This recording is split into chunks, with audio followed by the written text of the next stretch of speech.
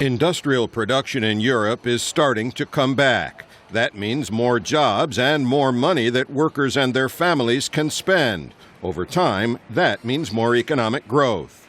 The latest statistics make experts like Jonathan Buck, Europe editor of the financial publication Barron's, believe the continent's economy is on the mend. In the last couple of years, we've seen it effectively turn a corner of sorts.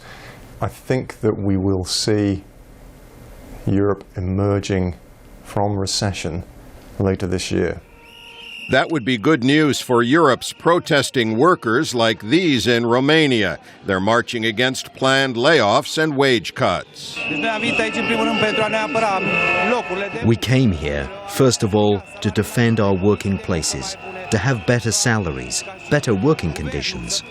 But at the London consulting firm Capital Economics, senior European economist Jennifer McEwen says a real recovery is not likely very soon. Even the more optimistic surveys are pointing to very modest rates of expansion, and after such a long and deep recession, that's really not much of a recovery.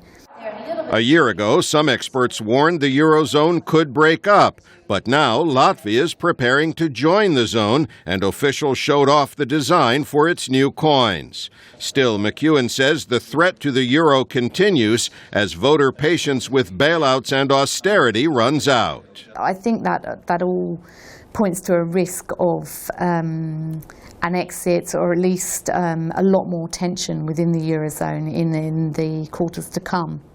Jonathan Buck disagrees. The bailouts have helped countries to stabilize their debt situations and their budgetary problems. And the breakup of the euro seems to have been taken off the table. While that's not a universal view, it is noteworthy that any experts hold it, but even Buck's relatively optimistic viewpoint has limits. We still may see a few shocks that could test the sustainability of what we're seeing in Europe at the moment.